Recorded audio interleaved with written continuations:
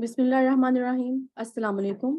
And good morning to all my audience from Lahore, Islamabad, Karachi, and Peshawar. I welcome to all of you on our today's webinar on engineering education in Pakistan reality versus requirements. That will be delivered by our honorable speaker, Mr. Sohail Kibria, his head R&D cell, NISPAC. He is an eminent and geotechnical engineer, obtained his bachelor's degree in civil engineering and master's degree in geotechnical engineering. Mr. Sohail Kibria has been lecturing extensively at various national and international fora.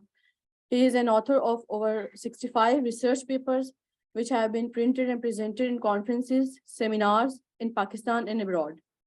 He has acquired a series of training and attended a host of seminars, workshops, conferences in Pakistan, Malaysia, South Korea, Nepal, UK, France, UAE, Oman, and as a part of continuing professional development, CPT. He is the visiting faculty of FAST University Lahore and member board of studies of University of Central Punjab. Mr. Sohail Kibria is a member of member of Pakistan Engineering Council, fellow of Institution of Engineering Pakistan, member of Pakistan Geotechnical Engineering Society, member of American Society of Civil Engineers, member of Pakistan Engineering Congress, member of International Society for Soil Mechanics and Geotechnical Engineering, and a founder of Pakistan Society for Civil Engineers. That's his brief introduction. And before starting the session, I want to convey that participants can raise their hands and inbox your questions during the lecture, and answer will be responded on the same time during the session instead of answering at the end of the session. So, sirs, please proceed and start the session formally.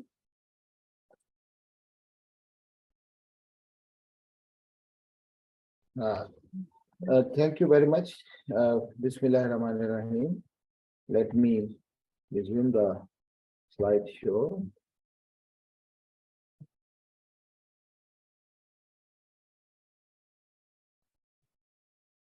Yeah. So today we are going to talk about engineering education in Pakistan and what is happening and what is that we see is required to be attained. We know that there's a gap, and the effort is to bridge up that gap. In fact, I'm a practicing engineer, but at the same time, I belong to some extent to academia also.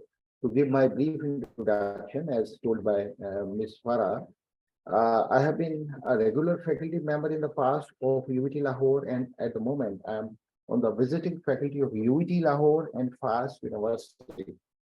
So, being an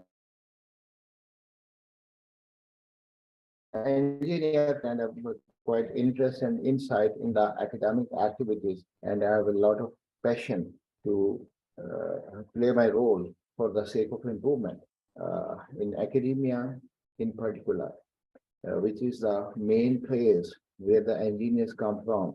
So I'll be discussing briefly the background of this topic that we are going to talk about, and what is the real life status of education in engineering in Pakistan in different universities. What are their limitations? We know that they're handicapped too. So we must recognize those factors, and once we recognize, the solution will come afterward. What are the requirements of good engineering or of better engineering education? You see, vis-a-vis what is happening, and the job industry, whether services or manufacturing, absorbing different cadres, different trades of engineering, what do they demand? What is their expectation? And on the other hand, from country's point of view, from national point of view, what are the requirements of sustainable economy, in which we see that there's a balance between the human angle, the social angle, the environmental angle, and the economic angle.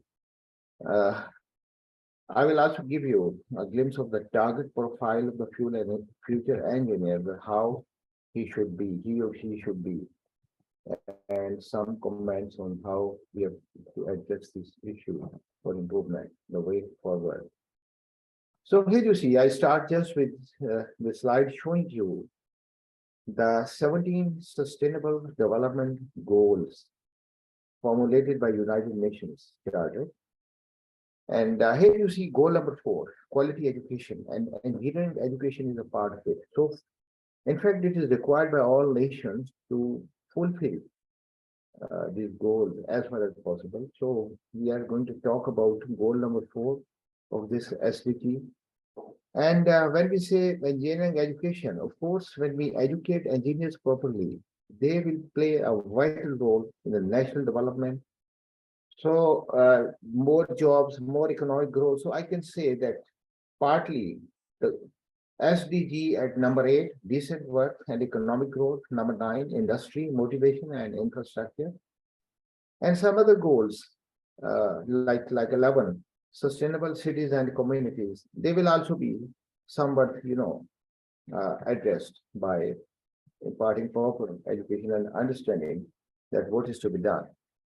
Uh, Here, I would like to tell you that engineering disciplines, they are the backbone of a country, and they represent the gain in the knowledge economy.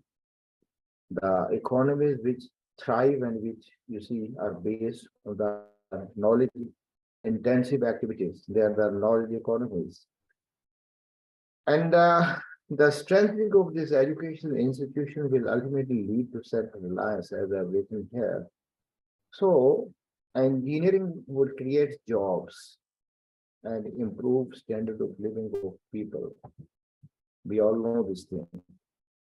A bit on the knowledge economy. So, it is that economy in which production of goods and services is based on knowledge intensive activities. It has four components, 4 pillars. The knowledge intensive activities, they are derived from education, good education, innovation in the work, the IT activities, it is too much recognized today, and the economic and institutional environment where the work should be performed, where services are, being delivered, and where the goods are being manufactured. So a sustained investment of the above 4 will lead to a sustained economic growth. Engineering is directly linked, directly related to the economic growth. Uh, am I audible, please? Hello? Can you hear me?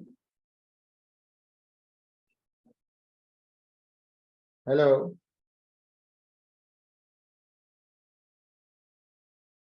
Please, anybody to tell me if you can hear me or not. I'm having a pause. I think there is electricity failure. The system appears to be on my end, but I don't know whether my voice is being heard by you or not.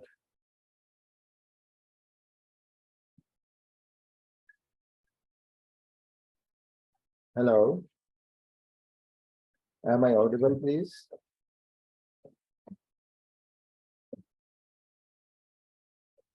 Hello? Can I be heard, please?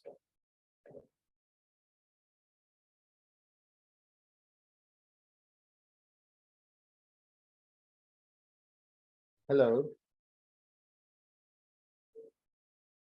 मेरी आवाज आ रही है ये कुछ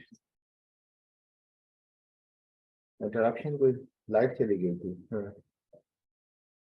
यानी आगे लोगों को नहीं जा रही है अभी है ना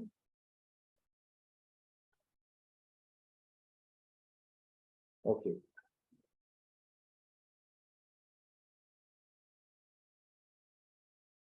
so I just continue okay so here you see the government is you see we see that in Pakistan the government is paying less attention you see to education in general and engineering education in particular less money is allocated you see because you see a famous English proverb money makes a mayor go there has to be more funding you see for the betterment of the engineering education. That is just one direction. I will throw light on the other directions too. So private sector also needs to play their role effectively.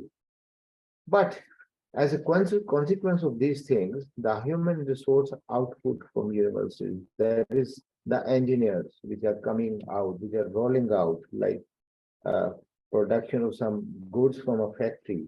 So engineers coming from the factories of universities, they are less impressive because we see them, meet them on daily basis. We want improvement. Uh, there has been an increased challenge in educating the engineers properly in the present era. Every era has its own challenges and own requirements. The main new challenges which are faced to be faced by engineers in their professional life will be efforts for poverty reduction. Of course, government policies will also be there, you see, in their way to find the solution. But poverty reduction is one big challenge. What engineers can do for this, job creation, the sustainable development, as I explained to you, sustainable has 3 or 4 pillars which I've already defined. The development which takes care of those. What is the response of engineering to the disaster like our current flood situation? Of course, engineers will have to do whatever they can in the light of the government policies. So government's role is very important. In the wake of climate change, new challenges for engineers. There have been, you see, we have seen that what has happened. There has been flooding, there has been erosion, landsliding, overtopping of dams, collapse of structures, and this and that. The damage to the agricultural areas, damage to the inhabitation of people, under extreme cold, there you see lying just under the sky, you see with your families. This is heart wrenching. Reconstruction works and risk evaluation when there are some hazards you see which are likely to assess the risks associated with them. So they are the new challenges. And they are further compounded with new trends of learning and teaching in engineering education. The old rote system is now outrooted. We must implement the new systems everywhere in the classroom, in the laboratories, everywhere. So engineering education in view of UT Lahore. Learning and IT technology. What IT technology has to play in engineering development? So first of all, I would like to say that when we say learning, learning is not only acquisition of knowledge, which we commonly think, it is also creation of knowledge. You see, you create new ideas, new things, you see, after acquiring knowledge. And the digital devices, the IT devices, they have changed the teaching requirements too. So there is a kind of debate whether the IT activities are to be taken as a tool for engineers or take it as a fundamental to learning. You see, both the things have their own place, you see. They are tool also at times, and they are the basic source of, you see, industrial growth also at the other area. So IT is anyway important. No engineering development in future without proper inculcation, without proper usage of IT related activities. Now there are 2 things, education and grooming.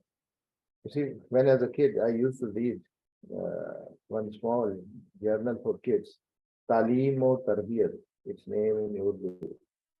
So Talim is education and Tarbiyat is grooming. Are we only educating the engineers in our institutions, or are we grooming them also? The grooming has to do with the behavior, with the attitude, with the emotional. All grooming is required, not only the classroom and the laboratories, you see, coaching. They are necessary, but you see, grooming is a very, very important thing. Uh, although we see that in the early 2000, there was a good emphasis after the establishment of Higher Education Commission on higher education, and I can tell you that about 4,000 PhDs were produced in engineering between 2002 and 2009. That is really commendable. Whereas only 10 were produced in our universities in engineering till the year 2000. So that was a massive drive or a massive move. Of course, that helps, you see, but that trend should have continued. Thus, NUST and UET, you see, back on basis of the statistics in 2009, they were ranked at 274 and 281 in engineering sciences, you see, in the international rating. NUST introduced also additionally one good department, engineering education and research degree in 2011. That was really a commendable step. And the idea was to promote the engineering educators and to find out the flaws and the gaps and everything. Now, the stigma, the big question, which is in the mind of all, whether from academics or whether from industry, are our engineering education institutions fully prepared to ensure the production of well-qualified engineering workforce required for sustainable national needs? I would say that perhaps something more needs to be done. We are not producing yet, you see, what is the real requirement. On the other hand, now we have a look at the role of the Pakistan Engineering Council, which is the statutory body for accreditation and controlling the quality of the education curriculum. They say that accreditation system here and the education curriculum here in Pakistan is almost at par with the international standard. And the council has obtained the membership of two relevant accords of International Engineering Alliance for this purpose. One is the Washington Accord, much talked about, and other is the Engineering Mobility Forum, EMF. They said that through this Accords of International Engineering Alliance, we are having two accords. In addition, Pakistan Engineering Council also says that you look at our graduates of engineering, they are serving worldwide in big organizations in different fields. So, of course, we cannot deny this fact. This is a true fact, but you see, still, we see that the quality of our engineers still needs improvement. When they join those industries, some of them find, you see, them in a difficult situation. They find gaps in their mathematical abilities, they find gaps in their conceptual abilities and their IT expertise. What is International Engineering Alliance? You see, I just mentioned here in this slide, International Engineering Alliance. So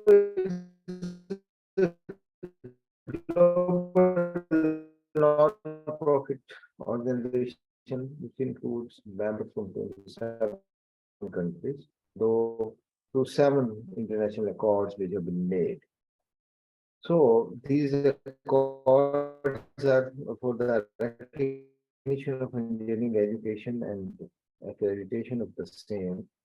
So their motto is work together to advance the quality of education and improve global mobility in the engineering profession so that the engineers from one country can freely move to the other country for the purpose of job or having some enterprise there, and they don't face any difficulty technically or logistically. So that is the purpose you see. The quality should be almost at par. So this alliance, under this alliance, 3 educational accords and 4 professional competency agreements have been made. The accords, you see, which have been made are Washington Accord for science-based engineering. There is the Sydney-based accord for technology.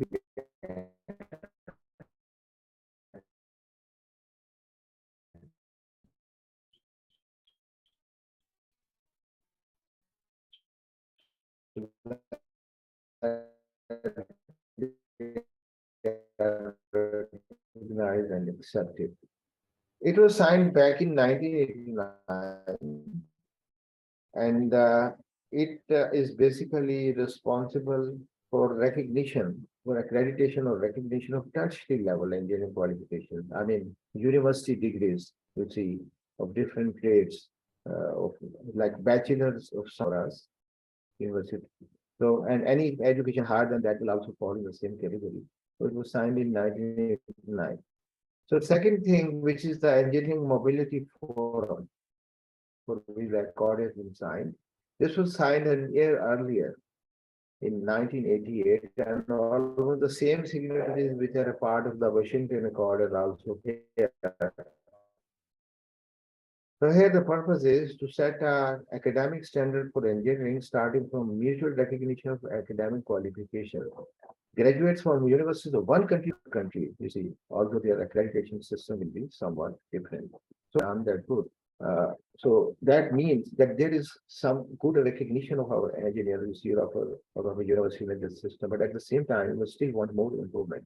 So that's why I've written here. Now, think is this enough? We seek that these accords are on the basis of the paperwork, which are you see shown to them on the basis of statistics and figures. There are active curriculum shown on paper, yes, good. Sound accreditation on paper, good. Recognition versus performance in other countries. You see, that is something. You see, as a famous proverb goes, that actions speak louder than the words. So actions speak, which have to speak louder than the paperwork you see which is shown. We want that actually our engineers should look like you see competent professional people at par with the international community in their work too. So here is the gap which we want to close.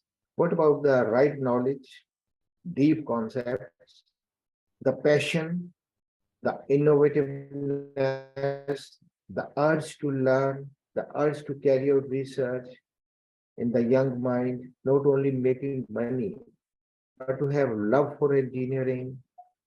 So these are the things you see which need to be inculcated further. And who will do this and how? कौन करेगा इसको? Teachers only, you see different parts, different segments of our society when they discuss this problem.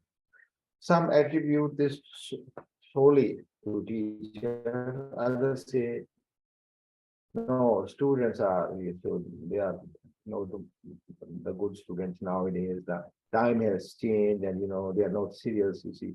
Then some people attribute that it is because of the poor attention given by parents.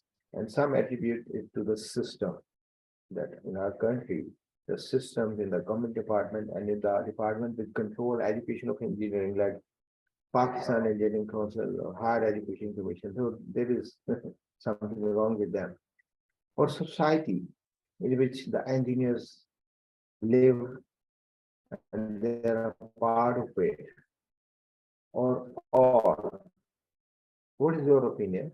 I think you should analyze this, sit back coolly in an unbiased way, because unless we understand the problem, we cannot resolve it. In my humble opinion, all of them are responsible. Teachers have a lot of responsibility.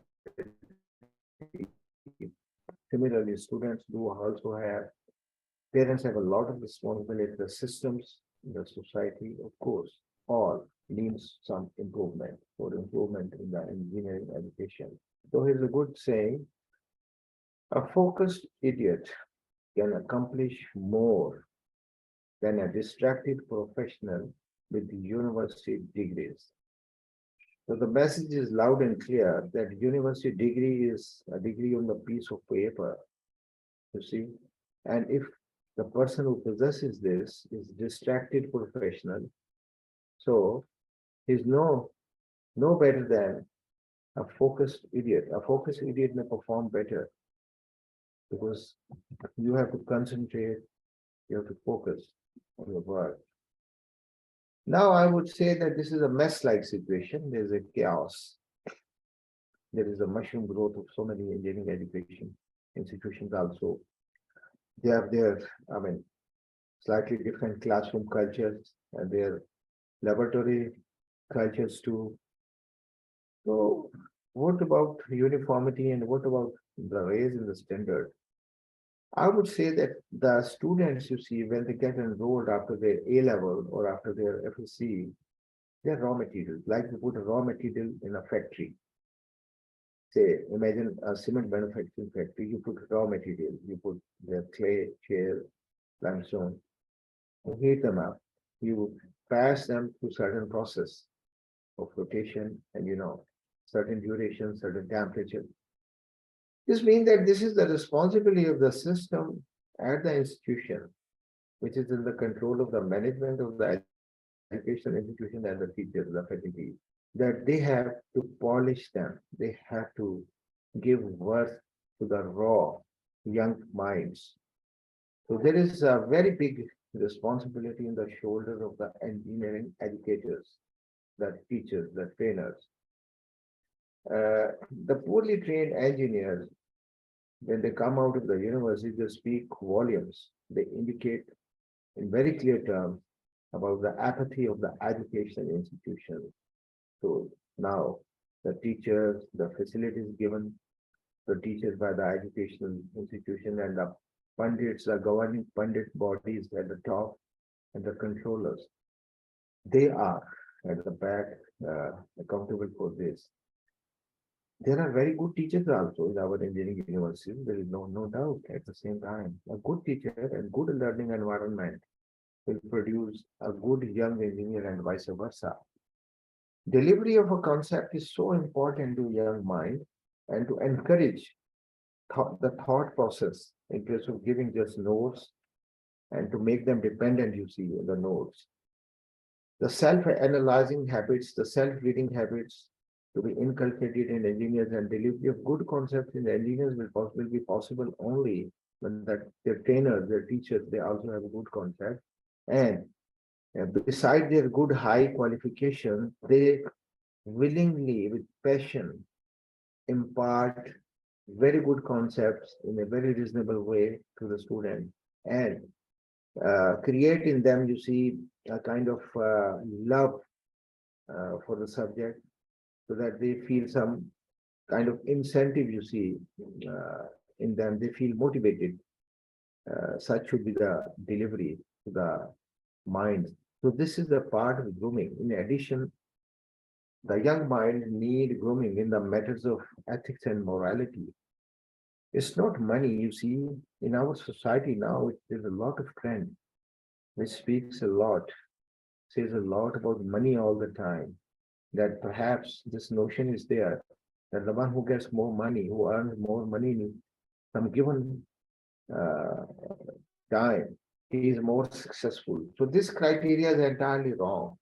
With this criteria, we are not going to improve the level of our engineering.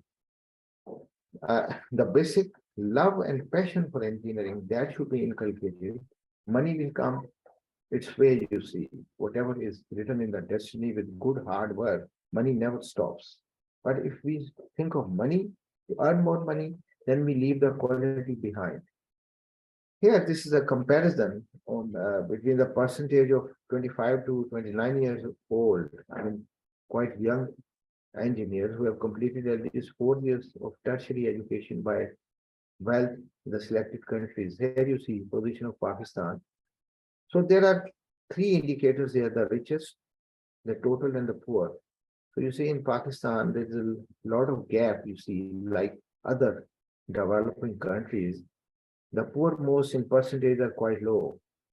And you see the rich category here is quite affluent, you see, as a percentage of the total tertiary education graduates, you see their number.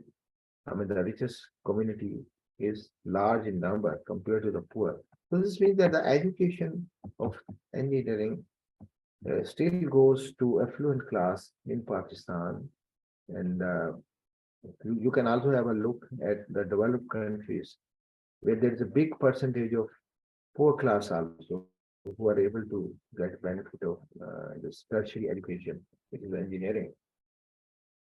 So here, Bill Nye, who has been a science educator, he says There's nothing I believe is more strongly than getting young people interested in science and engineering, because that is linked to the development of our society for a better tomorrow for all humankind.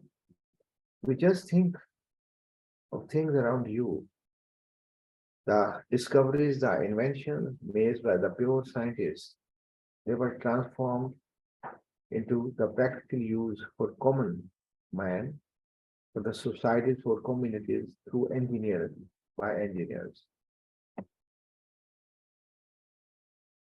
A little background, our rating. Uh, there's a famous QS rating, worldwide rating. I have these statistics a little old, but it's okay. 2019, it gives you a good weight. So you can see here, engineering universities in Pakistan, they rank where. So you can see they ranked Pakistan Institute of Engineering and Applied Sciences at 397. So for the sake, on number one in Pakistan, according to their rating. NAST 417th number, followed by Qadiat University, and then LAMS between 701 and 750, ComSat, UET Lahore 800 to 1000, and similarly University of Punjab. So this is the rating you see, gives us a very clear feel that where do we stand today. You see, we need to move up the ladder. Uh, it is now established fact that government quarters are paying less attention to engineering education. That is one big thing. There's a famous proverb, money makes a mere go. You spend more on the lot of the teachers, you spend more for improving the laboratory facilities, you spend more in creating a better classroom environment. You are likely to have, you see, with good effort, a better quality, better brand of engineers. A ranking of Pakistan's engineering institution in the top 1,000 institution of the world by QS rating, Quacquarelli Simons. QS is the Quacquarelli Simons World University ranking shows our very, insignificant presence. So in 2021, they placed NAST at 355, some progress. So Pias was now, you see, at 373, lower than that. And similarly, you can see UD and Punjab University, they were in the same bracket. There's another ranking, Round University ranking, RUR, 2021. It places space technology at 722 and NED University at 816. And rest are below this according to their ranking. You see, they consider the papers, the education of the teacher, the impact factor, the facilities, etc., etc. Now I'll give you briefly that what is the concept of a T-shaped engineers. It would be the one who combines the breadth of knowledge, different areas, knowledge and grasp of different areas with the depth of technical expertise in those areas, like T, the breadth knowing different areas of engineering and having technical expertise in those areas depth-wise. So that becomes a T. So it appears to be the latest iteration of the concept of what Leonardo da Vinci in the olden times, centuries back, he talked of a Renaissance man, that an ideal man after Renaissance, he should be like this. So that is the ideal definition of a good engineer. I call it T-shaped engineer. You can find more about it on Google, that what is a T-shaped engineer. According to the research carried out Daberkan and Sporer in 2015, that they say that T-shaped engineer is a kind of innovator, an alternative paradigm for talent acquisition and management.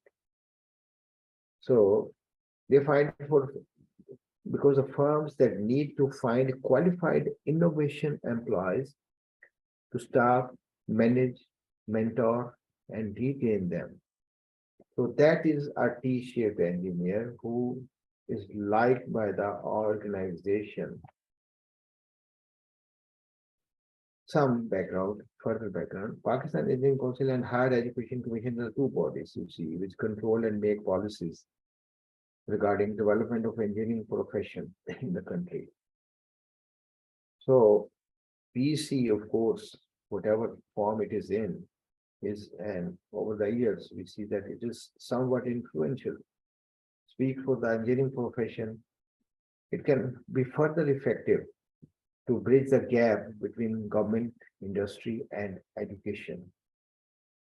Because the linkage of much talked about requirement of the linkage between academia and industry, not only these two, the government has also to play a very effective role in that, in bringing them together. Because money is needed for many matters, you see. If we are short of money and we just keep on talking about development, it is not the right approach. You know, as a matter of fact, United Nations, UNESCO, that desires that about 6% of GDP, gross domestic produce of a country, of a nation should be spent on the engineering education, on the education in total. Pakistan is spending the least amount, you see, compared to that benchmark standard. We are spending 2.9%. According to the last statistics which are available, we are spending 2.9% of our GDP on our education, and engineering education is a part of it. It's a very low value and the lowest perhaps in Asia. What is GDP? It's the total monetary value in economic terms, total monetary value of all goods and services which are created as an output in a country. So that is the GDP. So we are too low according to the standards and benchmarks which are fixed. 134 engineering education institutions are recognized by Pakistan Engineering Council. Now you see their distribution for the sake of interest. Because Punjab is the large province, you see 60% population of the country, it has 60. The capital city, Islamabad, has 25. In Sindh province, 25. Khyber Pakhtunkhwa, 19. 3 in Azad Jammu Kashmir and 2 in Balochistan. So this just makes it on the proportion of the educational institutions. Here you see the statistics which are available on the net for 2014. At that time, there were 171,000 registered engineers in different disciplines. And here you can see electrical are on the top number wise, followed by civil mechanical. So they are the three old technologies, and electronics used to be a part of electrical in the olden time, but now it has gained fourth position, then followed by some other disciplines which are less in number, chemical, computer, telecom. Anyway, so this also gives you a feel that the country on the whole, electrical engineers 24%, civil 21%, mechanical 16%, electronics 12%, chemical 7%, computer 6%. We need to have the number of computer professionals, you see, IT professionals, much more than this to improve the lot within the country as well as to export their services and to to have better, revenue for the country, better development for the country. What are it's not enough to say, you see, just that this is done, this is to be done, this is to be done by government. We must also specify and look at what are the limitations of engineering education institutions. I have noted, you see, in our institution, there's less emphasis on the training of the faculty members. Most of the faculty members are very highly educated, there's no doubt. But you see, knowing something and then to impart and transfer to the student so that they have a good, motivation and good passion developed and the concepts have been transferred clearly. That requires also some training of the faculty too. You see, merely having high degree is not enough. If a person is very intelligent and is having very high qualification, that is very good. But the teacher has a different role, you see. He has to train the young mind. Low salary structure, you see, that is, you see, I would be very much vocal on this. For good teachers, we should have very good salaries. If we want to compare the standard with the international standard, we should be comparing the salaries, the remuneration. After all, they have families, you see. They have also to have the everyday amenities of life. Their salaries are too low. With high salaries, even much better faculty would be there, you see, because of good competition, you see, for the people from overseas or even from industries who have a very good potential to become very good engineering trainers or teachers. With high salary, better faculty would be there. Although some excellent teachers and faculty members are still present in our universities, but the bigger lot needs improvement. Most of the faculty is generally with the little practical and industrial experience. This is the other thing. You see, full-fledged exposure of industrial conditions, you see, that is the requirement. Just introduction to the industrial activities in a minuscule manner or in an isolated manner is not enough for the training of the faculty. This means that they must have done some, kind of job or must have gained hands-on experience on big industrial activities, like on big projects for reasonable time. So that makes a very good engineer, you see, because then they can also have a good linkage between industry and academia and have their minds more open about the requirements of the industry. And when they carry out research work to students, you see, they will be having better vision. Faculty is not much worse with the use of software. You see, one more culture which is not only in our engineering educational institution, but on the whole in the country is that people like to remain confined in their shells, you see, the social activity in coming out and moving and interacting with other sister organizations is minimal. So same is true for the engineering trainers and teachers too. They don't mix up socially with, with the industry, with the ongoing services industry activities, manufacturing industry activities. You see, people like to remain confined in their shells. So that also is something you see which needs to be broken gradually. There is lack of modern infrastructure and laboratories. I'm very much, you see, open, very much clear about this, that the old rotten type systems and the old mechanical systems, they need to be replaced by IT based, you see, automatic automatic data acquisition units and transducers and in every discipline of engineering there are a new kinds of equipment. Our young lot needs and deserves to be trained on the new trends.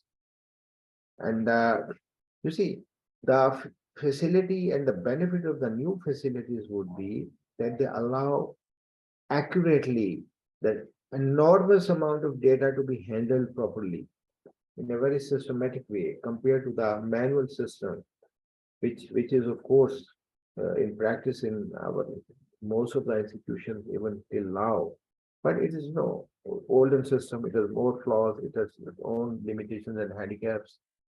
So similarly, in the classroom, the lecture facilities, we all know that during our times, like engineers of my era, there used to be blackboard and white chalk. And then they were replaced, by whiteboards and markers and multimedia and digital systems, you see, things like this and that, you see, which have a better promise for better education, showing diagrams, you see, and figures. It is said that one figure is better than 1,000 words, showing more pictorial views, more videos you see in the class about the activity, like in the medical culture, when an operation or surgery is going on, they will show it online. So similarly, we need to show the processes which are taking place in engineering anytime to our engineers, you see, through videos in the classroom and some experts from industry and foreign universities, they should be visiting regularly the universities and the educational institution to transfer their experience directly, you see, to the student.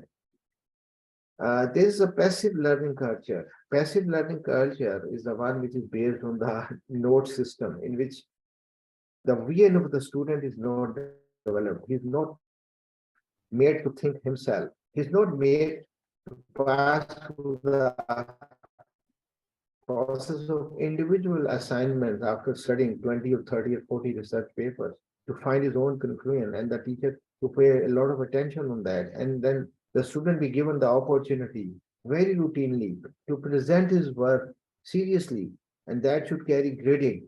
Usually these kinds of things, they become active environment, active learning environment. So we have still mostly passive learning culture in our classrooms. That needs to be changed. Improper assessment systems. There are many comments you see on the assessment type.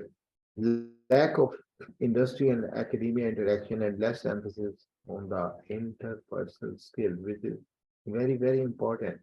In the practical life, when engineers come in industry, there's a lot of requirement of good interpersonal skills of the young minds.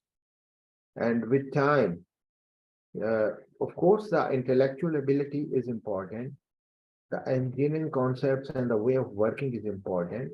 But if the interpersonal skills are not good, that the engineers you see don't find their place easily up in the career. The dilemma. Many good engineers are leaving, we know, and this trend continues and has rather increased because of several reasons. One is the better money. Second is the more opportunities and less opportunities in the country. So you see, as I told in the beginning, engineering and industry, they go hand in hand. If we want to have good engineers, there has to be a better industry in the country too. If they have to be there. And other good engineers who don't leave, they grab good lucrative jobs in the industry in case of joining the educational institution or attractive government positions with perks. And very few would opt for teaching. This is a real life fact. I think we should accept it and we should recognize it that our some very best engineers are not present in the education institution. They have either left the country or they are a part of the industry or education or government departments where perhaps they don't develop and they don't serve engineering then properly, you see, in government department at least. But in industry, they do. So many university teachers are not there by choice. So this is also a fact. I was also a teacher long time back. This coupled with a lack of research facilities as well as aptitude produces less competent lot of teachers. And a big lot of trainers and teachers are engineers of average caliber uh, because they gain their higher education on the basis of their presence in the educational institution through scholarship. So that's why we find that the culture of good research, good interaction with the industry, that is really very low. It's not the impact factor which matters all the time, you see. We have to see that what practical benefit we are giving as engineers to our country. So that is more important, that the result has to be targeted, objective oriented, and directional. So it is possible only when the three players, government, industry, and educational institution, they are linked properly. The employers in major industry groups are unanimously dissatisfied with the skills of the new engineer. Main flaw is attributed to the state of teaching and learning. Yes, that is not incorrect. Students are made to learn by rote memory, rata, notes ka rata, and lack of problem solving skills. So this gives them a kind of narrow vision, tunnel vision, you see, in their concepts. They are not, given opportunity to be acquainted with the industrial practices. Students so they lack creativity, innovation, and motivation because they have to rely on the notes all the time. Notes. The paper and book study habits and analyzing skills are not cultivated. They need to be cultivated if we want to really improve the concepts of our engineers. So curriculum and teaching skills of faculty are considered deficient. I will again say that being a highly educated person, of course, engineering teachers are very highly educated, having doctorate degrees. But to teach effectively and properly, you see, with so much of knowledge with them, that is something different. You need to be, you see, very tolerant, very passionate, psychologically very stable, with the sole intention of serving. So you see, those things need training, and I would uh, stress on this thing that our teachers also need proper training. You see, Teachers Training Institute for engineering teachers. You see, that is so important. The skills to impart knowledge to the engineers, that is very, very important. These deficiencies vis-a-vis new challenges, as I showed in some previous slide, they make the whole system difficult and complex, very challenging. Which more topics? Just a very broad thing. Some discussion on some of the main areas, IT related areas, software and hardware. Our engineers which are rolling out are weak on the contractual matters. They don't know anything about proposals and agreement and tender document, how the engineering goes in the field. The PC1 and PC2, which are the requirement of the planning commission, you see performers 1 and 2. 2 is for design and 1 is to cover the estimates of cost of construction. What are those things? Some introduction has to be there, you see. In place of teaching them a lot of theta beta, which has been taught to them, and some irrelevant details of theta beta are also told, you see, excessively. Basically, we should give breathing space to our young minds to think something on their own too. You see, that is very important. We need to make them well-rounded. And then to give them some feeling of the forensic matter, the legal law matters in engineering, because actually, in practical life, engineers have to be presented to the courts of law, to agencies like NAB, Anti-Corruption Establishment, Public Accounts Committee, and they are not good. Most of the engineers, at a number of times, are not good speakers. They don't, they're intelligent people, but they are not able to defend them and to project their and present their cases properly to these high forums of elite. You can say political groups and bureaucracy. Introduction to new design methods. Usually there has been an improvement in the design method, in the construction method, in the equipment, in the material. So it is the very right of the student that they be taught those new techniques too. So teachers must take help of the active engineers from industry and the industry itself to, to acquaint the students properly with the new practices. So here you see some more new challenges are waiting here. Access to the clean water, rainwater harvesting. These requires development of cheaper methods which can be implemented easily at national level at lesser cost. New materials, restoring and improving urban infrastructure. What to do, you see, there's a forum in Pakistan with the name of National Platform for Housing Research. You see, it's such an issue which requires that to find out that our different parts of the country, which have different environmental and social conditions and different income level of people, what kind of habitats, what kind of residences would be suitable. There are areas which are plain, there are areas which have very hot climate, areas which are mountainous and very cold, areas which are shaken by earthquakes very severely.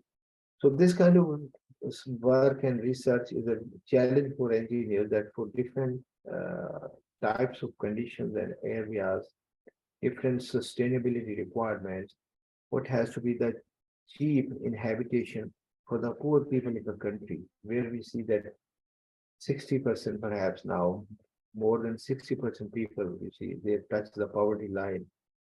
So this is very unfortunate that our poor population is increasing and the middle income group, you see, they are shrinking and many of them are joining the poor class.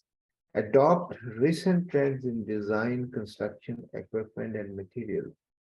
And when we say design, it includes everything, the literature, the codes, the method, the use of softwares, ITs, everything.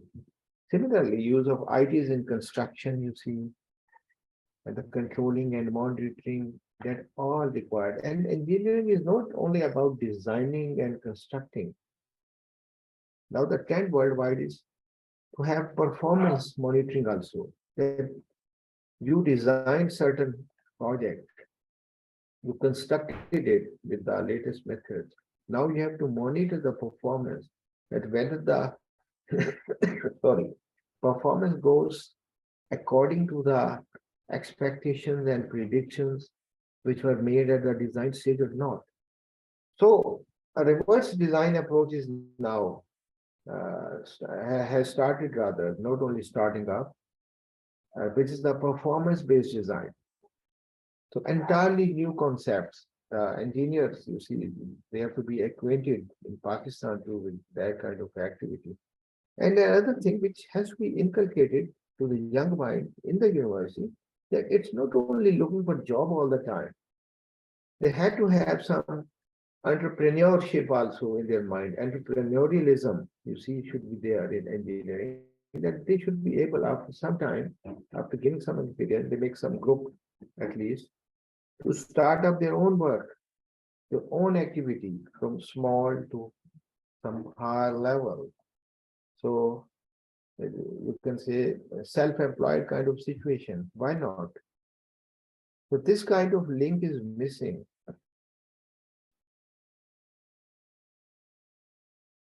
In search of job, and government is not able, and the private sector is not able to provide job to me. They should also think in terms of opening their own. You see, of course, after gaining some experience, but you see, this kind of spirit has to be there. That this is how the things go in the countries which have developed. Now, entrepreneurialism in this, engineers leave university mostly hunting for a job. And they keep hunting for jobs with more money. And majority is not familiar that what an entrepreneur is. The engineering education misses this vital aspect. This must be now ingrained in the young minds of the engineers, that how to, if the teachers think that they are not able to, inculcate this kind of concept in the minds of the students, and some enterprising entrepreneurs from the industry, they can be called off and on to deliver some talks and to conduct some kind of training for the student to acquaint them with this philosophy and with this concept too. Here I show you that in 2021 at Ghulam Ishaq Khan University, they carried out a research which was a feedback basically from students for different factors that Were they satisfied with the overall educational format or classwork and quality of teaching and knowledge of teachers and testing methods and grading methods and teaching aids and appropriate use of technology? Because student feedback is also important. And here you see for different color code from very dissatisfied to very satisfied. So I will be happy if satisfied green and purple very satisfied bars are high, you see. So you can see they are very low, you see. Uh, Quite often, students have shown that either they are not satisfied or they have a kind of neutral tendency, you see. So this indicates, you see, the status of the young mind too. We must read the young minds of Pakistani students in engineering, that what are their minds? Are they being motivated or not? And when they come to industry, they come with the same state. They think that whatever university was to do has done. Now they should get too much motivation from the profession. They have very high expectations. And again, you see, this lecture is not on the plight of the engineers in industry. That also needs a lot of improvement. That's a separate topic. I think I delivered a talk, you see, some time back uh, on the motivation of engineers, at least in NESPA, but that would apply to other organizations too, with a reasonable accuracy. So today is not the topic which addresses the plight of the young engineers or other engineers in the industry, but it is about how to train the engineers properly. So students' feedback is very important. We have to motivate them. I would like that the purple bars should be right on the top, and those which are blue and brown and orange, they should be of minimal size, you see. So that would indicate a very good balance. Now, how to go about it? What should we do? First of all, improving the financial plight of the teachers, as I emphasized earlier, and selecting the best of the best engineers with passion for teaching. When a person should be selected for teaching, it should not be merely his education, his method of teaching, you see, which is going to adopt, should also be checked and should also be verified. A very good engineer holding two PhDs may not be a good teacher, may not be, you see, having good passion and good skills for research. This is very important. Intensive training of teachers with regard to concept delivery using modern methods and interactive methods. We should give in our classrooms and laboratories the opportunity to interact, to question. I think without questioning, without positive questioning, without positive discussions in the classroom, there cannot be any development. I think the syllabus or curriculum for that purpose may be reduced. The breadth of the knowledge being imparted may be reduced. Some topics may be eliminated, you see, or depth of the some topics may be reduced. But whatever is being taught, it should be taught in an interactive way, with a more in a more interesting manner, using all the modern tools with the which the advanced countries are doing. So sharing resources of laboratories and faculty between different institutions, yes, it's a good idea. And using online lectures, as I'm delivering online, to meet the shortage of faculty, because online lectures can be arranged by even by the remote speaker, even from the other countries. And in the online method, you can also show the videos and everything. You see the processes. At least they get some information that this is what we studied about. We studied about these equations, these formulas, this design. And actually, when it is happening, it is like this. So they develop a relationship between theory and the practice there and then. Virtual laboratories, they are also in trend, you see. not a bad idea. If the laboratory facilities are lacking, physical facilities are less, at least some virtual experimentation with all the details should be provided. This is their right because we find many students, they are not even seeing the laboratory equipment and the tests having performed. So they are, you see, far behind in their mental thinking than what we expect. Then there could be free online courses on the pattern of some good institutions like Stanford and MIT. The curricula should be backed with showing some free online courses also, which the students have to do. Making use of foreign faculty for short courses during vacations at least. This could be a very good idea and would develop the confidence of the faculty as well as the students that they have attained the international, I mean, kind of standard and they have gained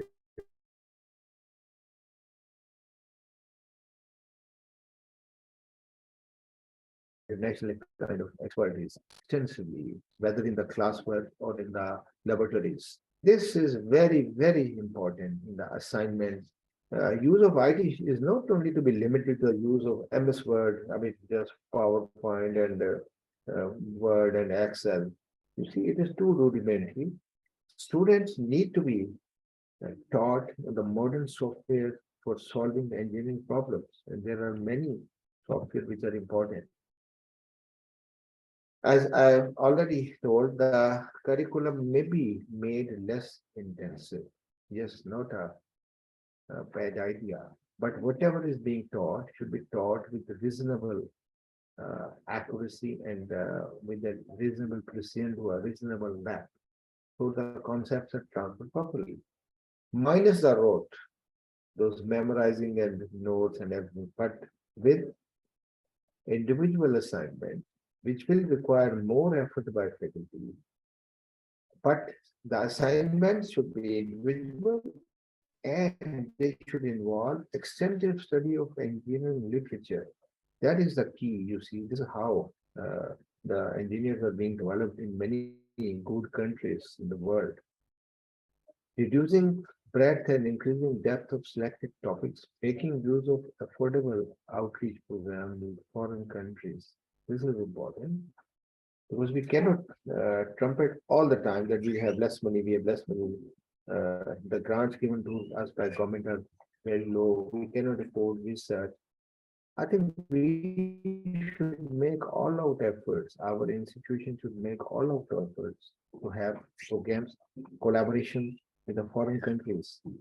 And they should have do all out effort to have collaboration with industry. For collaboration with industry, it is not enough that we should think that it is the responsibility of the students alone to bring the collaboration.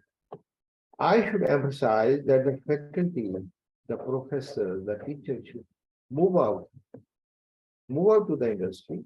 I mean, they need to move out of their shells to gain to gain the support, to muster the support of the industry, you see. And I think that many research activities could be financed and could be technically, I mean, supported and discussed, you see, too. And there should be a program of rotation for faculty to get industry, you see, in this area of collaboration, so that they practically work hands-on on some good projects. So things like that. So how to go about it? I must a party relationship, you see, relationship between three components, the government, uh, the academia and the industry to carry out this CC. And Pakistan Engineering Council has to think for this. My ideas are just for opening eyes and giving, you see, thoughts, you see, for the further work to be done. We can think of in Pakistan creating an engineering education society on the pattern of American Society of Engineering Education. After all, engineering education is important. Why it should be ignored? Why should we think that automatically everything will be, it will be delivered by the teachers in whatever manner? It's just okay. It is not okay. We must take steps. Unless we take steps, we should not expect improvements. Scientists dream about doing great things. Engineers do them. Of course, the line between the pure sciences and the applied sciences. We engineers are the applied scientists. This is due to James A. Mission arc. So there has been in the recent times some effort of the curriculum development under the ambit of Pakistan Engineering Council that experts from industry are also invited to sit with the faculty to talk about the curriculum development in a cycle. They give their suggestions and some improvement made, and then it is monitored that program education. It is found out that what are the program educational objectives they are defined. You see, like I am just showing here in some university, this kind of the POE, they're called POE 1, 2, 3, 4, four objectives of the education program have been defined here. That they will do successfully engage in civil engineering practice, professional, pursue professional growth, maintain high ethical standards, and you see interpersonal communication skills. At least some understanding is being inculcated. And then program development and assessment process, you see, it is, you see, enforced now, being enforced in the university, you see, through a vision and mission and objective, the learning outcomes are being seen here. It's a good trend, I would say. It's not a bad trend. And then industrial advisory board, you see, in one meeting, I remember that you gave different suggestions for subjective improvement of soft skills and training of instructors and emphasis on industrial collaboration and suggestions and latest modern tool. But you see, they are just suggestions. They have to be materialized. Some framework has to be done. Who's to do what? Where the money will come from? How it is. So these are certain things you see which have to be initiated. If we say that we have to improve the standard of engineering education because of the handicaps, and I think the lead has to be taken by the engineering institution. This is their main core issue. The government should be able to help, should come out to help. They should muster the support of government. The industry should be able to help. They should be able to muster the support of industry. That is, the universities themselves should come out of their shells to get the support of government and to get the support of industry. ठीक है ना जी, ये उनका अपना उनके लिए है कि वो इसको इनिशिएट करें and they should put there more force. So ये मीटिंग का एजेंडा बना हुआ है. So here attributed to uh, a writer, science writer, fiction writer, Robert A. Heinlein. One man's magic is another man's engineering. What we thought was magic, you see, even in our childhood stories, you see, when we used to read about magic and magicians, we used to read that there was a witch who used to hold a mirror in which the picture of a remote person could be there on any view she could see, and then she could talk. So it is like a mobile phone today, you see. So similarly, that dream of flying, you see, converted it by scientists and by engineers into, you see, developing so big flying machineries, the airplanes and then jets, you see. So in engineering term, he says, Robert says, supernatural is a null word. That for some people it is supernatural, you see, but actually it is attainable in sciences and engineering. This is, in fact, the message. The things which look difficult, they are attainable in sciences and engineering. Of course, there could be a limit, I think. What are the main requirements for delivery of good education in engineering? Education, concept and experience of faculty. The faculty should be properly highly educated with modern trends, with good concepts, good experience, and with the good delivery to the students. Good service structure of faculty should be there. It includes everything in addition to the money matters, the service structure. The curriculum needs to be objective oriented. It should not be theoretical. What they do, they should find a linkage. The teacher should be able to develop a linkage to tell the young mind that this is why you are being taught this thing. This will give you this benefit in the real life, in the industry. The mode of education needs improvement for good delivery. The laboratory facilities, very important. I already talked a lot about it, that we should throw away, try to dispense with the old mechanical type of equipment. Our students also deserve to be trained on the modern gadgets. I think slowly, if this thing is done with passion, it doesn't involve much money. This is very important.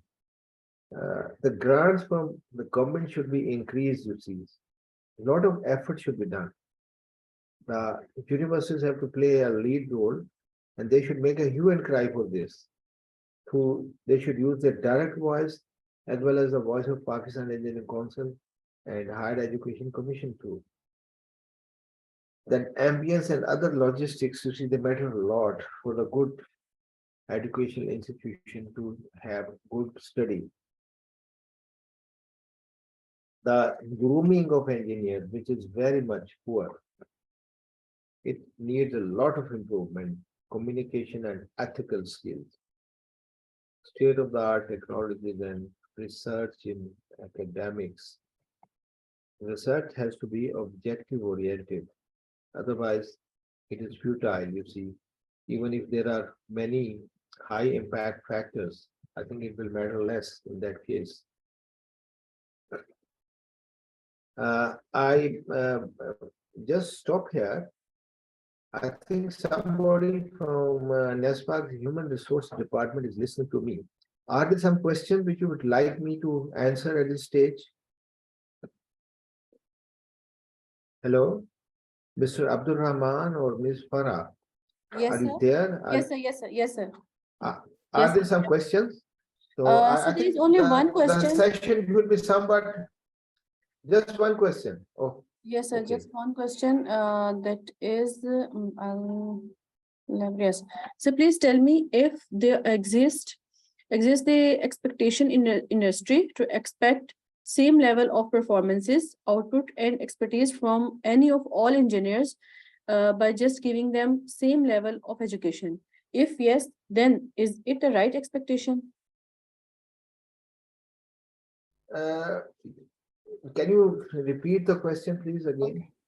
So please tell if there exists the expectation in industry of expect same level of performances, output, and expertise from any of all engineers by just giving them same level of education. If Okay. yes, then is it a right expectation? Okay, you see, the industry will gauge the performance of an engineer from his or her actual performance, what he produces. If we manage to give the same level of education, hitherto the level of education is not the same in different educational institutions, whether state-owned or whether private.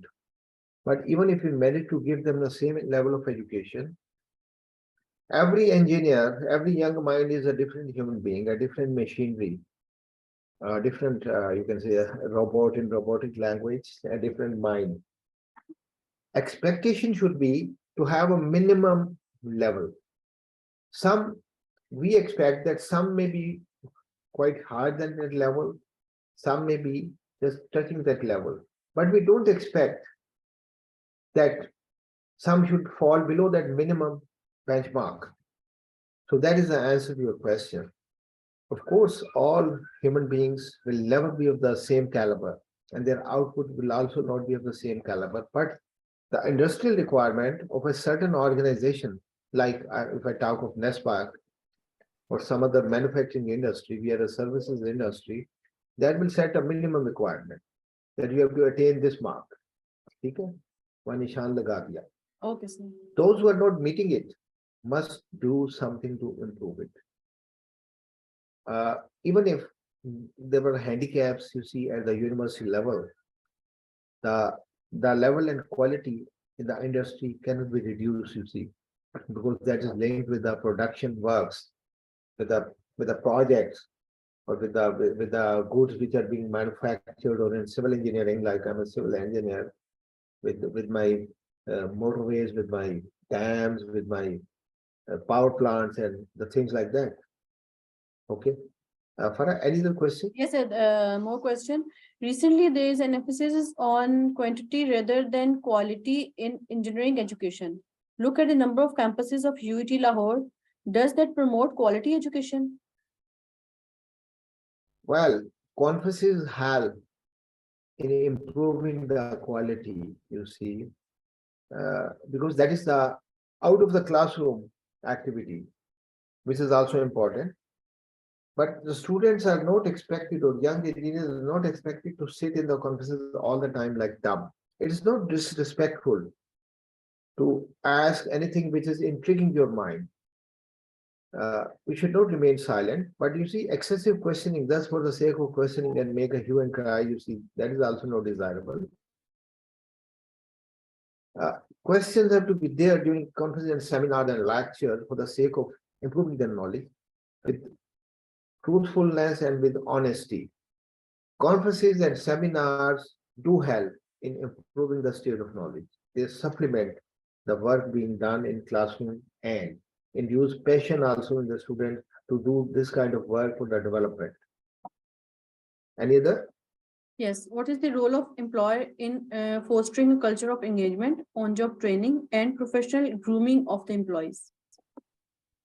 Well, the employer has a big role, you see, whatever is given, like I said, that whatever is given to the university as a raw material on the basis of FSC or A level. So similarly, a raw material is given to the employer on the basis of a BS engineering degree, you see. Mostly engineers, fresh engineers will have bachelor's in engineering degree. Employer has a great role, and good organizations in the industry, they lay a lot of emphasis on the training of like I'm now speaking from NESPAC, for instance, and it's a training platform at which I'm addressing. We do hold here technical trainings and some non-technical trainings also, training on the other skills which are required. And in addition, we also emphasize that the bosses, you see, they should be like leaders. You see, there is a lot of debate nowadays that what is a boss and what's a leader. A good boss should be a good leader. That is, he should exemplify himself, should not remain administrative controller all the time. He should lead the team, induce vision in them, be friendly with them, to get the work from them with motivation. So these types of things are required, and you see, these trainings are to be given by good bosses. And of course, bosses are also human beings, and there are different psychological factors. A good organization would be where there are good bosses in big number. Okay, I would not say 100%, but a better organization is the one in which the good bosses who behave like good leaders are in big number, and we try to achieve that target. Next. Sir, no question more. If anybody have, please raise hand. If anybody want to question, kindly. Yeah. Okay, no, sir, I have, there's a question. We want our engineers to have top-notch in educational background, but at the same time, there are certain requirements from market as well. I know extremely talented engineers may batchmate, senior, junior, no more interested to work in Pakistan, even resigning from NESPA, uh, opting other job, going abroad for work or higher studies with no intention of returning back. Can NESPAC afford such brain drain after a year of investment, training, and grooming? Does NESPAC has any mechanism of retaining the talent, especially when salaries and other perks are more attractive in the market? It's a dilemma. It's a national crisis. NASPAC is not the only party in this. NASPAC also is an entity, an organization who is facing critical problems because of the critical situation in the country. You see, we in every respect, you see, money becomes important. Money is not, you see, something which the engineer should keep focusing all the time. But for running an organization, money becomes important. So you see, monetary issues you see are everywhere in the country. One department owes to the other department. So without going into such details, of course, this is unfortunate that excessive brain drain should not be there. At all the times you see, in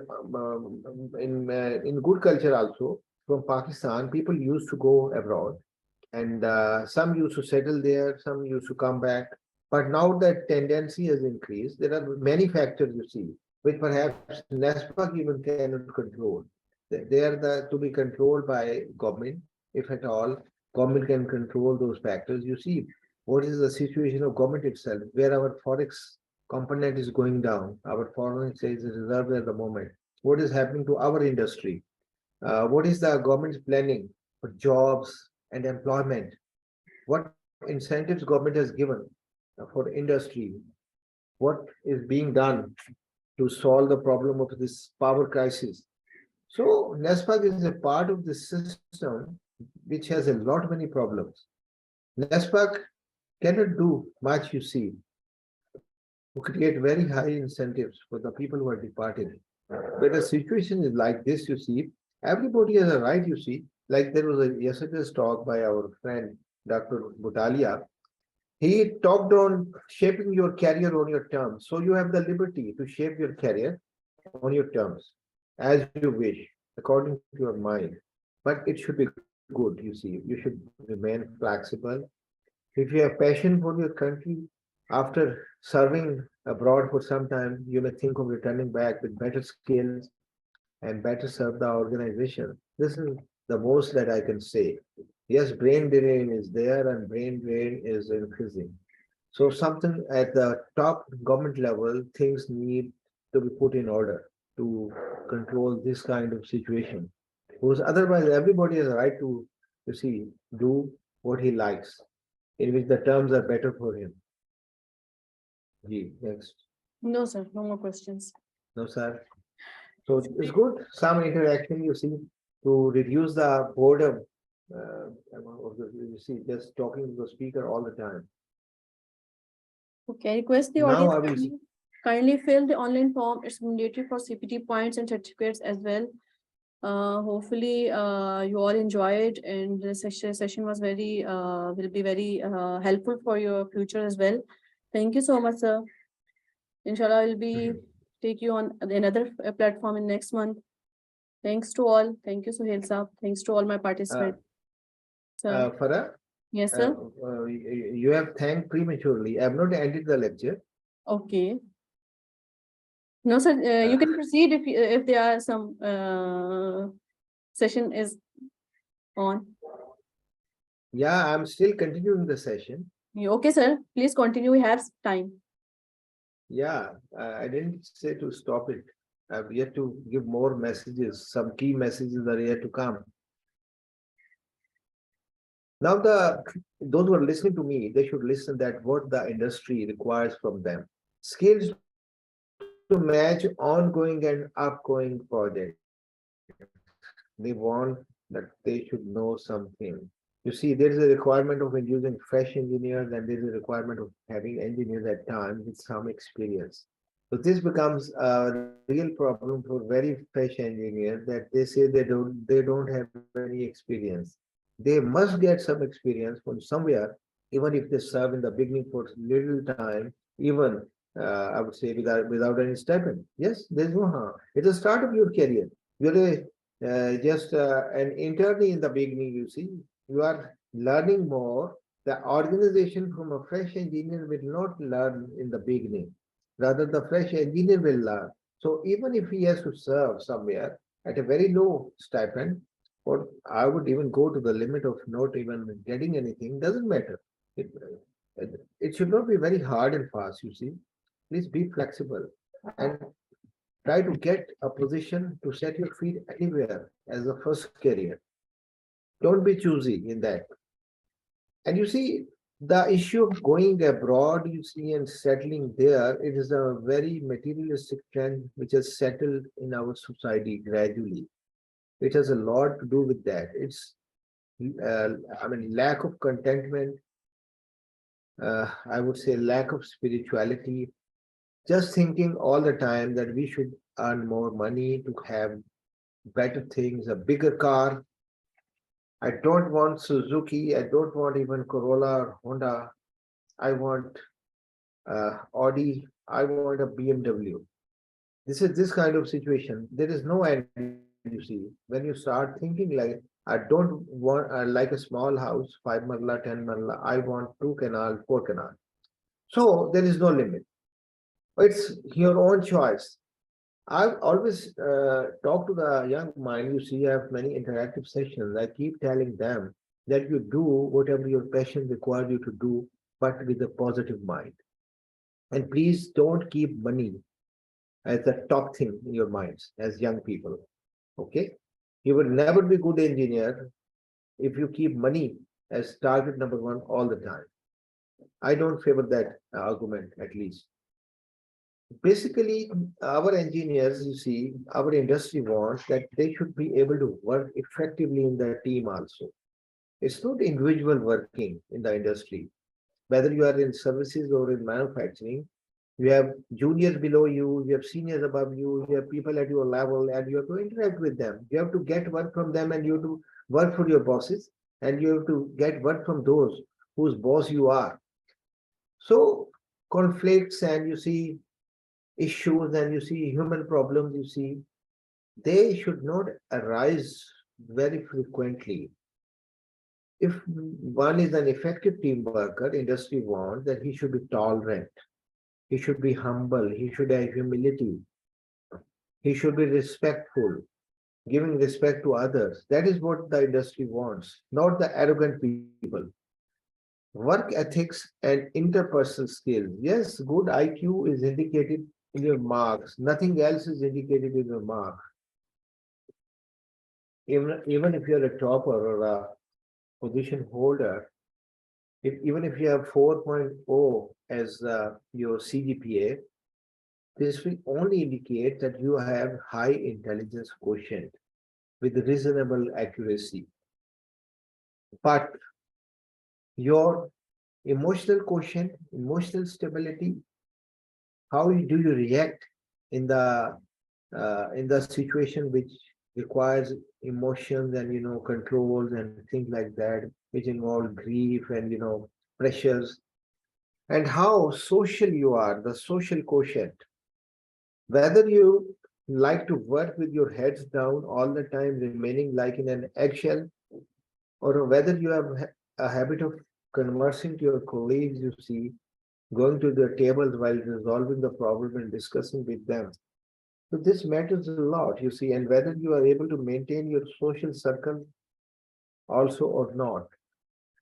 A successful engineer in industrial standards would be that in addition to high IQ, he should have high emotional quotient and social quotient also. I've seen many successful engineers, very successful, uh, who had just below, you can say, the average, you can say, grading from university's grading point of view, but very good IQ, EQ, and very good SQ. This doesn't say at all that getting good grades is bad, but getting good grades is very good. But at the same time, you should develop the habits to have emotional stability and the social capability. Then effective communication skills. Please pay attention to this issue yourself. How do you speak? How do you write? How do you listen? How do you read? These are the things you need to improve. An engineer is a grown-up person in the society, you see, 22, 23 years of age is the minimum age of a young graduate engineer. So you should check your habits of speaking, reading, writing, and things like that. Your gesticulation, your arrogance, your humility. Please pay attention to these things. Your dress, even, I would say, even dress in industry, that matters. Familiarity with the latest technological and software tools. You should work very hard. Industry demands it. Innovativeness, yes, in ideas, in action. Business promotional acumen. Industry goes with the business. If you have work, you will be successful. If you don't have projects and work, you will not be successful. How to generate work? There are keys, there are methods. And industry academia collaboration, this is also needed. Now I'll put a question to you. Just think in your mind that what does industry need? You see, and from an engineering graduate from university, kya chahiye hoga? What is important?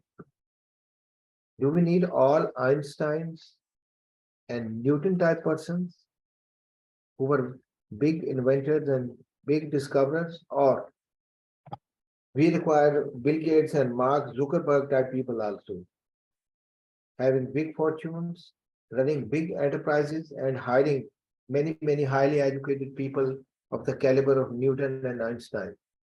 Now, this is a question to you. So far as the universities are concerned, yes, you will need too many Newtons and Einsteins as teachers, having a very good subject delivery style. If there is a Newton type faculty member who doesn't have good capability of transferring concept, he's not a good teacher, even if he's having 3 times postdocs. In industry, like I belong to this very big industry in services, NASPAC, the largest industrial group in the services sector in Pakistan. We require both types of personalities in our ranks because we are international and we want to excel and we want to be right on the top in engineering activity in its hardcore engineering. So we do need many Newtons and many Einstein, but since we have to be commercial to run business, we have to have people with Bill Gates and Mark Zuckerberg mind too. We have foreign operations too. So you see, this is very interesting that in both kind of situation, you have a kind of winning situation. And there are some limitations of engineering which were identified by Dr. Dials.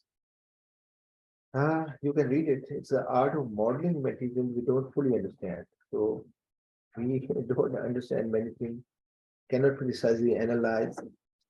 And we know that there are assumptions in the models that we engineers know all the time. The theories of probabilities and statistics and regression we carry out all the time. There are risk factors. So we do it in such a way that the public has no reason to suspect the extent of our ignorance. We do have limitations, but that is the best that we can do for the society. This is what has been learned by human civilization, by centuries of hard work. The engineering teacher, he is very important in formulating an engineer, real backbone of all inspiration. I remember during my bachelor study, I developed a lot of interest in some very difficult subject only because of the teachers. And there are students who start hating difficult subjects, that is only because of the teachers. So teachers' role is very important. I have seen some books also, will not mention their titles right now, in which sometimes the author has willfully adopted such a style, asking some small questions and using very easy language. The purpose is to deliver the right concept with detail and to trigger the mind of the youngsters. They have done this intentionally. There are some other very difficult books you see in which this technique of transferring the concept to the minds of the engineers has not been kept. People don't like those books, even if the authors are of very high repute and very big names and it's very highly capable people. Those books are considered to be difficult and they are not read by common people. So, secondly, his method of delivery by the teacher and concept will inculcate passion in the student. That is very important. That you will use some passion or the love for the work. If you are working too much with love or with passion, you will not feel the hardship. In your real life, when you become a real engineer working engineer in industry, if you are working with passion, whatever work you're doing with passion, you will not feel the hardship. If he's financially tight and has to do extra work to make both ends meet, how will he be able to use his energy and student? This thing should be considered by our top planners in the government, that engineering education is a different education. It has to do a lot with the industrial development of the country. High quality of engineering education is different from the quality of education in other disciplines and in common disciplines like arts and even common sciences. Education in engineering brings prosperity through those highly educated, better educated engineers to the country, creates more jobs. More enterprising engineers are created. Low paid teachers will not be able to produce good engineers, they will be producing mediocre engineers, and that is what is happening too. The teachers with sharp concepts themselves and ideas and vision and good communication skills that are needed, because the students will tend to copy the good teachers. This is always there. Individual assignment and individual evaluation. Yeah, this is, unless we go into that kind of work, you see, we cannot have thoughtful engineers rolling out of the universities. Better paid affluent teachers on the basis of real merit, if they will set high standard of engineering. It is true. Because then there will be competition. Say there's an advertisement that the salary of that is drawing. If such a job is advertised, so many competent people from outside, you see, will also apply, and there will be fair competition, and the best will be selected. The one who is selected should have a passion for teaching also. I've already said that we should not only check the degrees alone, we should check the passion, the brilliance, the spirit of the person also holding a higher degree, whether he can be a good teacher or not. This is the responsibility of the selector. This is very important from national point of view. They should be sympathetic with the national institution, the selectors. Every good teacher with his good passion will create an aura, a circle of gravity, of light, of brilliance around him to create a group of very good young engineers. A satisfied and passionate teacher will create a self-motivated and passionate young engineer. We need self-motivated people, those which have batteries within them. They don't need outside push all the time. Self-motivation is something which has to be inculcated through education, grooming, and practice. So, according to Elon Musk, engineering is the closest thing to magic that exists in the world. You see, today it is more true than ever. Here you see some examples. I see that how the engineering, you see, that copied the nature and turned the image, the imagination into reality. Birds and aeroplane is very interesting. Man and the buildings and the tree having so many roots, you see, huh?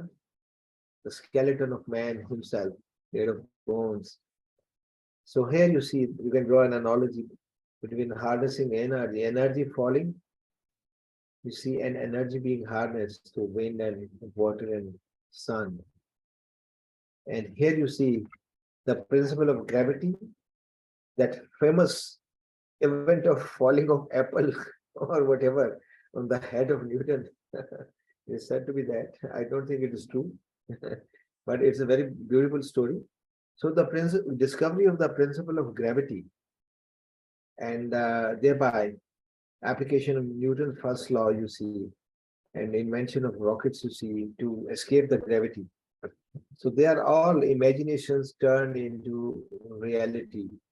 Look at this flying object, so much resembling flying bird.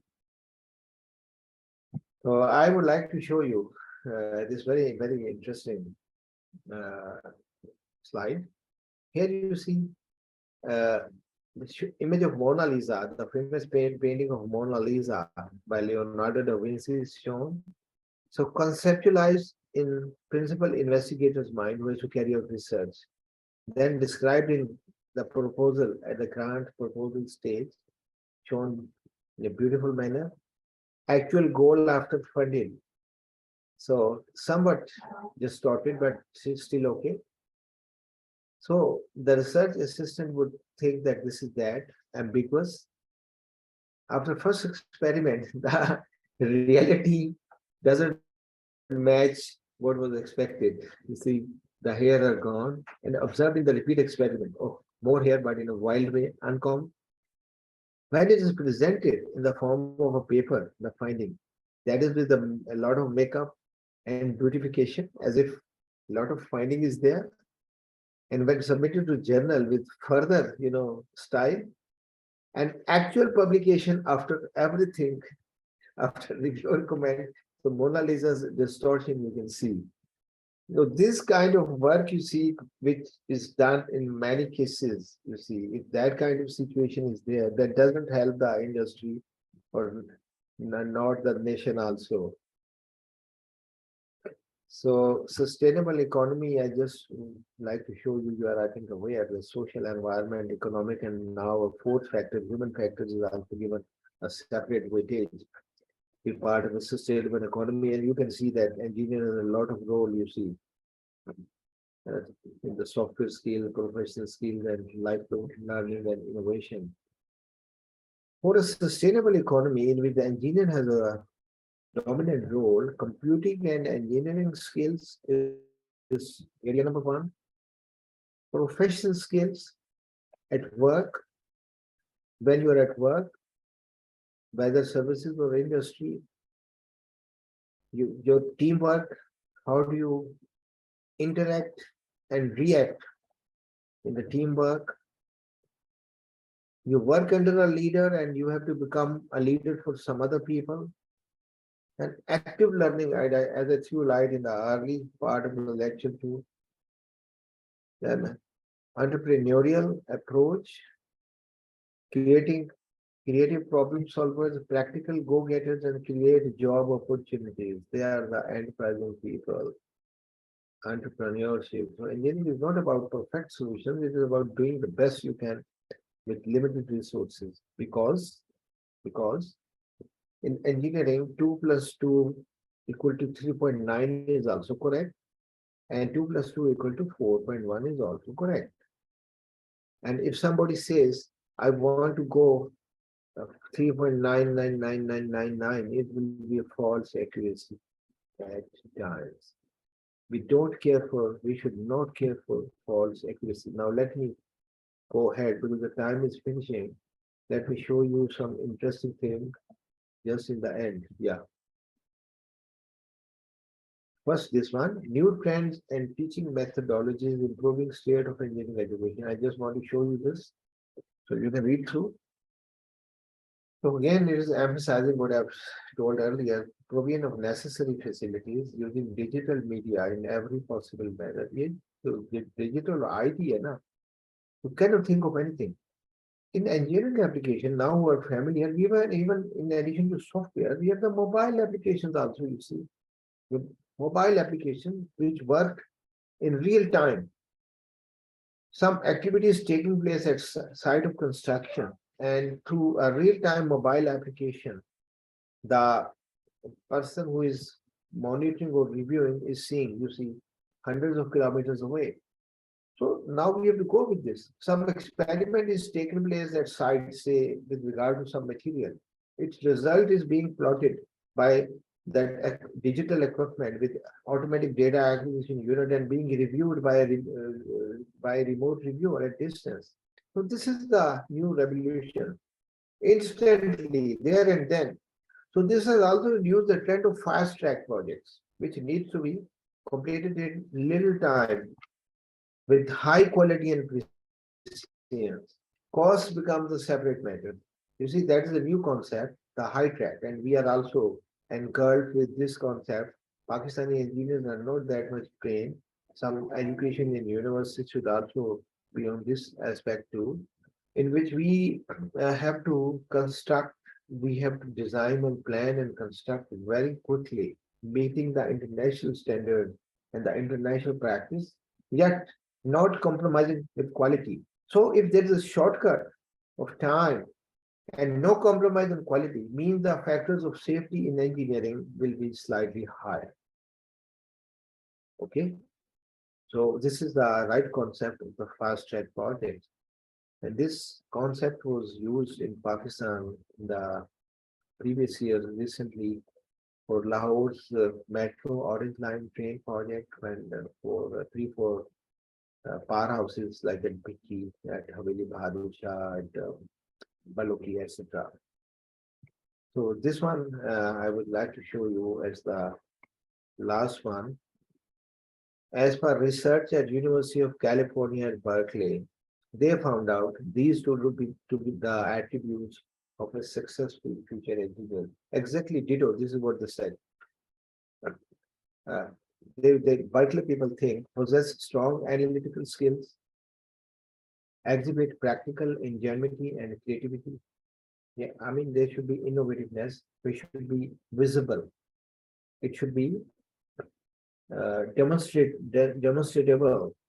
Have good communication skills means not only writing but speaking, reading, and listening. Listening is also a communication skill. Most of the engineers are not good listeners. I have seen in meetings and in their talks, you see, they don't let other people talk.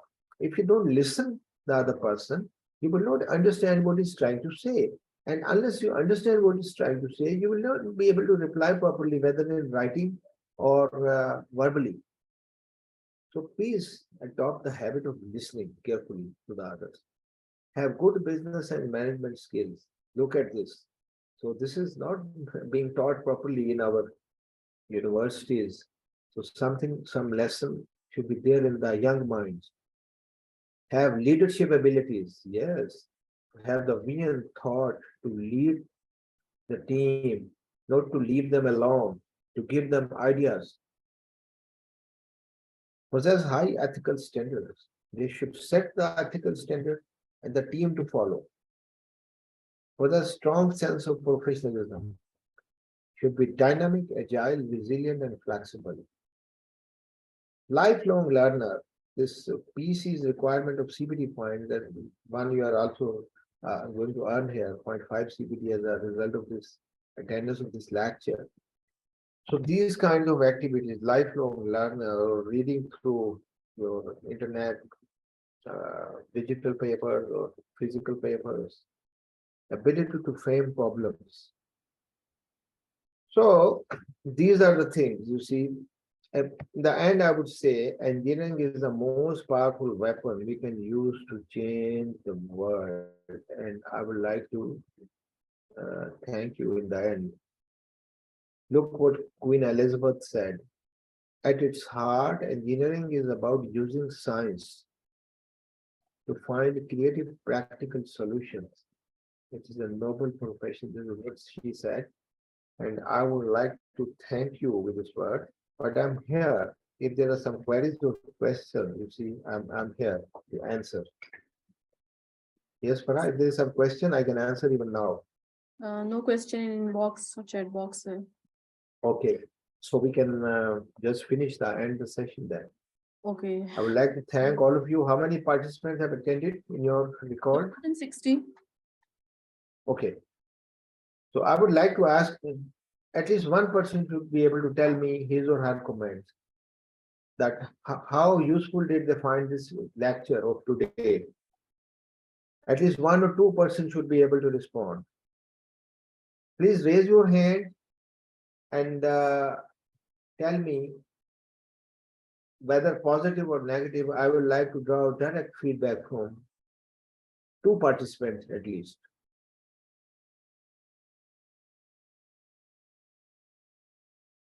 Not yet, sir. Nobody is interested to give any feedback to me. I think it was well elaborated. That's why there are no question over here. There's Okay. the course material and presentation was good. Appreciated by Mr. Muhammad Solbergzai. Okay. Okay. I will tell the engineers that such lectures of short duration, 2 hours, in my opinion, is a short duration. It is just to open your mind, you see, to give you food for thought, at least to give you some benchmarks, some points, and you can further elaborate your knowledge of this. You can read further. I think you must have found some new ideas and some new concepts you see from my lecture today. So thank you very much. Okay, sir. We'll be, Thank yeah, you. we'll be again together on some other topic. It was really informative, and we have some appreciation messages. It was very really informative and well prepared presentation. The content was very realistic. Then there's another appreciation line. Let me check. Okay, Mr. Muhammad Engineer Junaid said, very informative for me. It's my first webinar. Okay. बस okay thank you Sohail साहब हमें जो feedback मिली वो भी बहुत अच्छी मिल रही है और इंशाल्लाह हम आपको नेक्स्ट मंथ में दोबारा से एक सेशन के लिए हम ज़रूर रिकमेंड करेंगे काइंडली दोबारा से हमें और हमारी ऑडियंस को जो नेस्पा के एम्प्लॉयज़ हैं वो आपको सुनना चाहते हैं आप से इंफॉर्मेशन लेना चाहते हैं आप हमारी जो नेस्पा का रियल एसेट हैं thank you audience from your side thank you sir Inshallah, see you in next month. Thanks a lot. Thank you. Allah Hafiz.